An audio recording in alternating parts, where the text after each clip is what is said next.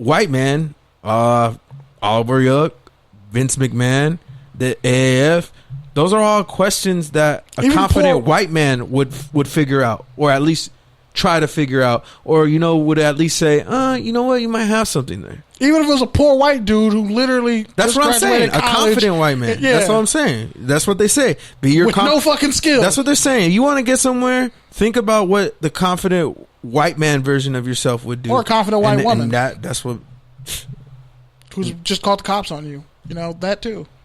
So, but it can. I get what you're saying. Like, yeah, I agree with it in theory, but people are weird, man. I don't know. I get what you're saying. Not everybody is born with what we have. Like, in terms of like, not everyone knowing has a your worth, spirit. having a warrior spirit, and knowledge of self, feeling like knowing what to do when your back is against the wall. Like, those are all skills. Those are all things that we've learned through like coping with different shit, adversity, trauma, our life, whatever you want to call it. But not everybody's equipped with that. Not everyone is willing to take that leap.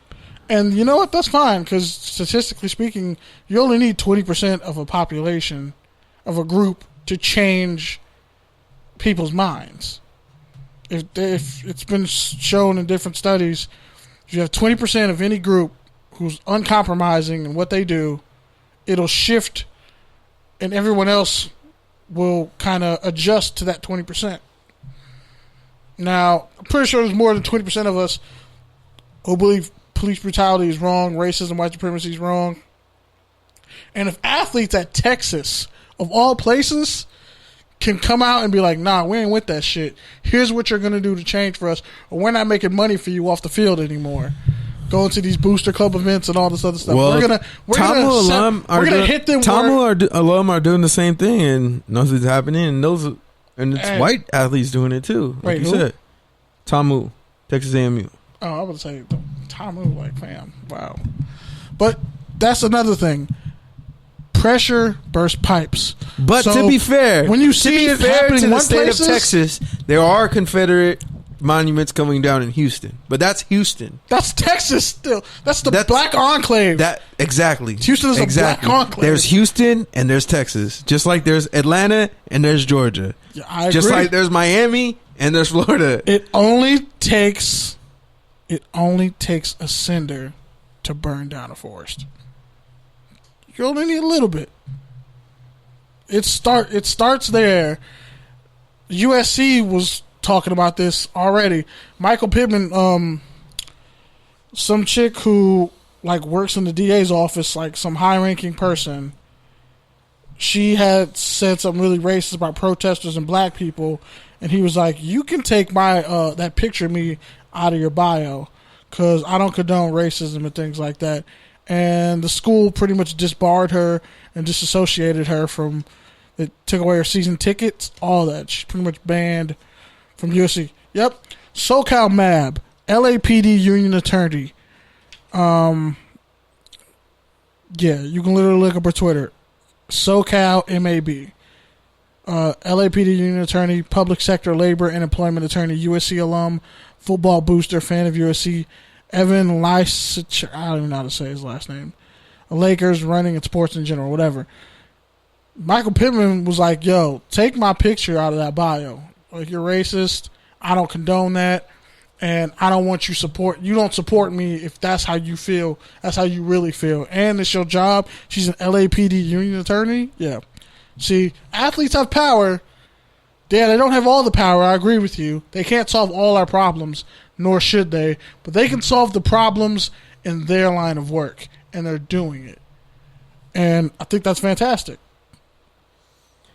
Now, my only point to that is, and just to tie everything that we're saying is like, yes, you're right, but really, the best, truest, only way to really change things is through ownership, right? Because what we're talking about, yes, the athletes can influence it. yes, they can raise awareness, talk about it, but at the end of the day, they themselves cannot really change a lot. It all comes down to the owners, the NCAA, the institutions, whatever your case may be, until we as PLC build our own institutions, and then we can control and change things as we want. That's the real control. That's all I'm trying to say. I feel like we should say non-white people instead of saying POC. But whatever. I'm going to get that in my rant. I have a whole other issue with that phrasing and the word minority. But anyway, with that, so next topic, former strength and conditioning coach at Iowa, Chris Doyle, was fired by the university. Pretty much they had a settlement package. He got like $1 million and some change buyout, so to speak, because 52 former Iowa football players, and I think a couple current ones, but yeah, they transferred, but 52 former football players in the Gazette, which was a great story, by the way, by Nathan Ford. Oh, son of a bitch, won't let me use it. Crap. But anyway, yeah. By the Gazette, Nathan Ford, look it up. 52 different players came out, spoke about years of perpetual racism that was allowed by confederates, that he was made aware of, that he did nothing about, by Chris Doyle, the strength coach. Talked about how, some players like Mike Daniels spoke out, James Daniels spoke out. I think he's the Bears guard or center. I think he's a guard because I think they got the dude from Kansas State who plays the center for them. But yeah, James Daniels at guard. He talked about all the racism that happened. Some teammates came out and said, no, that's not what happened. And then most of the black players were like, no, he treated you good. He treated, if you're a black D lineman at Iowa from like 2011 or like 2015, it was hell for you. And he talked about how like, I'm surprised, there's a lot of racist things said. But one of them was like, he called a guy a thug for having on a face mask that Nike gives them. They get free gear. And he had a ski mask on, but it was Iowa in the wintertime, so it's cold. And he's like, Doyle pretty much said things along the lines of, oh, well, I guess all you people aren't thieves and robbers. Like, he said a lot of racist shit. Like, you can find it on Twitter, and you can go on the Gazette and read the story, and there's a whole archive of just, like, verbatim stories that almost corroborate themselves. And his son, Dylan Doyle, a linebacker who's a 3-star recruit, he transferred to Baylor. So there's that. Iowa, I've told Pete this before in the past, like, fam, there's a lot of racism there. Like, you can't have a guy like Kirk Ferentz in Iowa, and Iowa's already middle America and racist. Wisconsin's already middle America and racist. You can't have someone as an established head coach there for that many years with all those black players, and there's a reason why a lot of those black players don't have a lot to say about Iowa. Like when Johnson Koulianos, who like his family or something got busted for drugs, and he got kicked out of school. Like there's a whole story with just him, just that receiver. And he was like one of the all-time receivers in Iowa history. And you got all these current NFL players who played at Iowa coming out saying, oh yeah, it was mad racism with the assistant coach. And it was, swept under the rug. It's insane. So yeah, there we go. Next up, story of Brew McCoy, how he double transferred to Texas and then transferred back to USC. The irony of USC and Texas and how they keep coming up on this podcast. But it's amazing, man. It's a really great story. You guys should read it. It's on Bleacher Report. He pretty much talks about how, he got death threats. He made a mistake. He should have never transferred to Texas. He didn't really have an identity of himself. He thought he had everything figured out, but he didn't. But his grandfather, he leaned on the wisdom of his grandfather, at a young age. And talked about how he had to be quiet. Now he talks about how he bikes 22 miles a day. Tries to stay healthy with COVID going on because he had a mysterious illness that kept him out the whole year.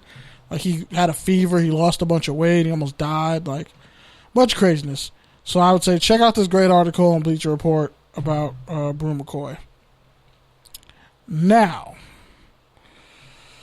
on to the real fun and games. You okay over there, Pete? I think I fell asleep for the first time in the history of this podcast. Because I talked about Brew McCoy. Because you hate talking about high school players who are high-rated recruits who haven't made it yet? Pretty much. Damn. But honestly, do you really think that change could happen? Because, I mean, at least in some of these schools, like Mississippi for one, do you really think like they could? Because I mean, they've been trying to petition the state to change the flag. They already changed the mascot. I don't know. I mean, I think we're gonna have to see like what happens with the whole sports, like in terms of if there's even a college football system. Because if there's no college football going on, like there's no reason to keep the momentum going. There's no reason for the schools to keep the momentum going. And if you're talking about just like college is going to have a reckoning just in general. Like people are not going to want to go to college after this because of all the fallout. So colleges are going to have to do something to make people want to go. Like whether that's, lowering tuition or, making these sort of social changes that people want to make the institution more comfortable and reflective of its base. But I don't know if that would actually happen. Like, I don't know. That's an excellent take. Speaking of takes,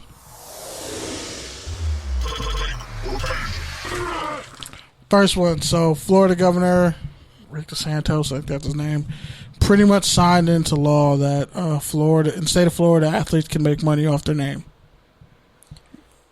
Well, California did it first, right? California's the big influence, so. And now not surprised. You got two of the top 3 states for college football, high school football. So it's only a matter of time before it's everyone else. I think that's why the NCAA tried to get it out in front of it, making their own changes a few months ago. And now that once it hits the deep south, because they were lawsuits in like Louisiana and other states. I think Texas the real reason why all this shit is happening is just because colleges want to get in bed with fantasy and sports betting, and they can't ethically do that with amateurs. So there's billions of dollars on the table in terms of sports betting. So colleges are going to want to get in, especially because it's going to be so determined by each state, and all those college football teams are already kind of like regional state sports. So you're looking at a situation to where a lot of these colleges are going to start making deals with sports books once the players are able to monetize themselves. And then they're going to say, well, you're able to monetize yourself, so we're going to be able to monetize ourselves through gambling. Good point. Now, next off, Shane Vereen he says that he hasn't gotten the same answer more than twice when it comes to the Malcolm Butler being benched in that controversial Super Bowl. How many breaks have gone the Patriots' way? Like, I really don't give a fuck. He's like, no one on the team knows why he got benched. It still doesn't make any sense. It's like a conspiracy. That's what he feels it is. Okay. And he played for the Giants, so it's like, and the Patriots. So I'm kind of like, yeah, something happened there. It's weird. It's like when you find out the coach did a good play that everybody liked dirty, but then there's just no explanation for it.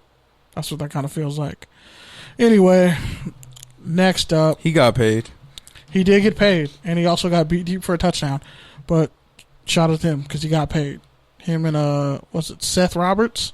I thought you were going to say Logan Ryan. Nah, they're practically the same player. Just one's a little bit more refined and disciplined. And one, I think, went to Rutgers, so you already know he's a slot corner. Or a safety at best. But, yeah. So, Lamar Jackson is the 20 Lamar Jackson. Lamar Action Jackson.